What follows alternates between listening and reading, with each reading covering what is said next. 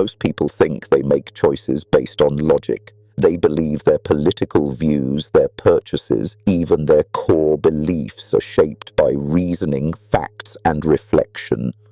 But what if that's the most effective illusion of all? Imagine a world where your every opinion, every preference, even your idea of freedom is not really yours. It was planted, not with force, but with seduction. Niccolo Machiavelli understood this long before modern neuroscience proved it. People are rarely moved by truth. They are moved by emotion. Not just any emotion, desire. The craving to belong, to be seen, to be special, to feel pleasure or security. And the one who knows how to speak to these desires rules them. It's not reason that shapes empires. It's appetite. Empires of politics, religion, advertising, they all rise not by giving people facts, but by offering them feelings. Hope, fear, love, hatred. These are the levers of mass control. Take a look around you. Politicians don't offer plans, they offer enemies. Marketers don't sell products, they sell identities. Religions don't just preach morality, they promise meaning. Every system of control, when stripped down, reveals the same engine.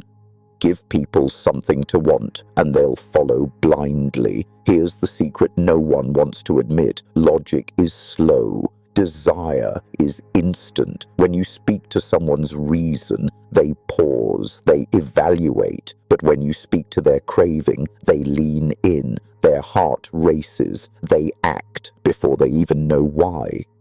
In a world drowning in data, the one who masters desire becomes a god. Because no matter how intelligent someone is, their desires are older than their thoughts and more powerful.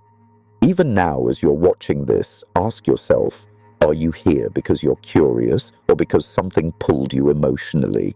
A tone, a word, a fear, a promise, and if someone else controlled that pull, did you ever really choose to be here? Let that sink in, but we're only scratching the surface. In the next part, we'll dive even deeper into the ancient psychology of influence and how your deepest wants are not just exploited, but shaped. Desire is not chaotic. It has a structure, and those in power have spent centuries mapping it. From ancient temples to modern shopping malls, the environments we live in are designed not to make us think, but to make us want. Walk into a casino. No clocks, no windows, endless lights and sounds. That's not an accident. It's a psychological trap, engineered to bypass your rational brain and keep you chasing dopamine. Now take that concept and stretch it across society. News cycles engineered to outrage, social media algorithms optimized for emotional spikes, ads that trigger insecurities you didn't know you had. These aren't bugs in the system, they are the system. As Machiavelli hinted, the wise ruler does not ask what is true, he asks what works. And what works is this: the masses do not follow clarity, they follow sensation. Once you understand this, you start seeing the code beneath the world. The successful influencer, leader, or manipulator doesn't need to lie outright. They just need to amplify the right emotion. A whisper of fear, a flash of hope, a story that touches pride or shame. The rest takes care of itself. Remember, logic requires effort. Emotion is effortless. The human brain was not evolved to seek truth. It was evolved to survive.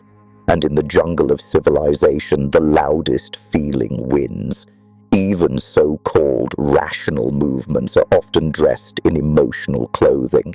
Revolutionary manifestos, startup pitches, even philosophical debates, they all carry an emotional payload beneath their intellectual shell. And here's the dark core of manipulation. You don't just respond to desire. You can be taught what to desire, Think of how beauty standards shift, how political outrage is recycled, how trends erupt and fade. These are not organic, they are planted, fed, watered, until you mistake them for your own longing. Desire is programmable, and if you don't program it yourself, someone else will. The most effective manipulators don't push, they pull. They offer a mirror, not of who you are, but who you want to be. They make you choose, but only from the options they've designed. This is not mind control, it's mind orchestration. And you dance to the tune without knowing who wrote it, but the music gets darker still. They call it persuasion, but it's more like architecture. You don't shout commands, you build hallways, you don't push people, you tilt the floor. The masses don't realize they've been led because the path they walk feels like their choice. This is the psychology of design, and its godfather isn't some modern marketer, it's Machiavelli. He wrote, "Men are driven by two things, fear and desire. If you do not trigger one, you will never move them." And those who rule, those who influence, those who shape culture, they've perfected this triggering. Look around. Every trending idea, every moral panic, every viral challenge, they're just echo chambers of carefully placed cues. It's not just content, it's conditioning. A successful manipulator doesn't need to debate your intellect, they simply make you feel first. Outrage, envy, pride, belonging. Once emotion is engaged, reason becomes a lawyer, not a judge. It stops evaluating and starts defending what you've already decided to believe. And this is where the illusion deepens. We think we arrive at conclusions, but often we've been nudged there. The masses are rarely deceived by lies. They're deceived by what feels good. Tell people a comforting story and they will cling to it even when facts collapse around it. Tell them what they want to hear and they will swear it came from within. Desire isn't just a weakness, it's a compass. If you learn how it points, you can guide entire populations. Brands don't sell shoes, they sell speed, status, identity. Politicians don't sell policies, they sell fear of the other, hope of change. Movements don't just rally, they seduce. And the master persuader, he knows that truth is optional, resonance is mandatory. This is why illusions win, because illusions require nothing from the audience, just belief. Reality demands effort, illusion offers escape, and when that illusion is wrapped in virtue, when it makes you feel righteous, heroic, or victimized, you'll guard it with your life. Not because it's true, but because it makes you feel seen. That's the dark secret.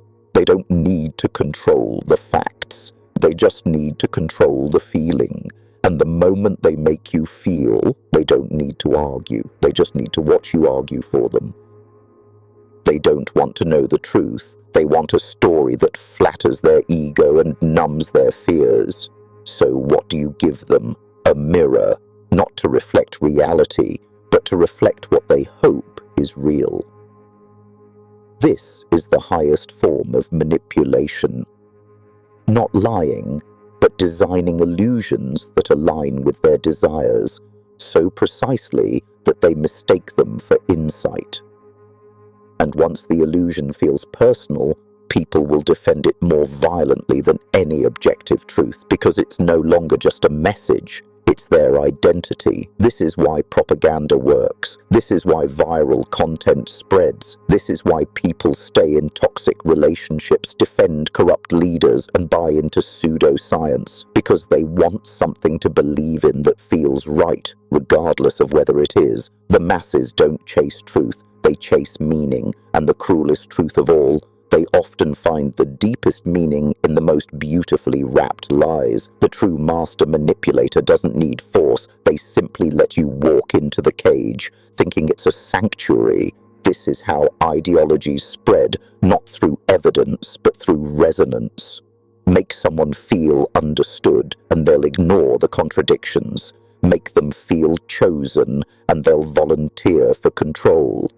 Make them feel superior and they'll follow you to the grave. So what's the lesson?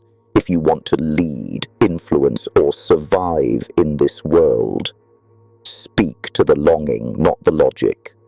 Control perception, and you rewrite reality. Understand desire, and you'll never need to argue.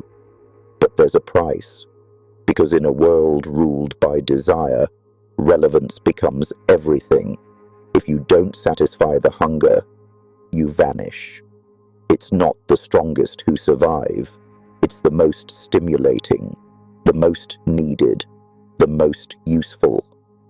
You're not in competition for truth. You're in competition for attention, and attention doesn't care what's real, only what resonates.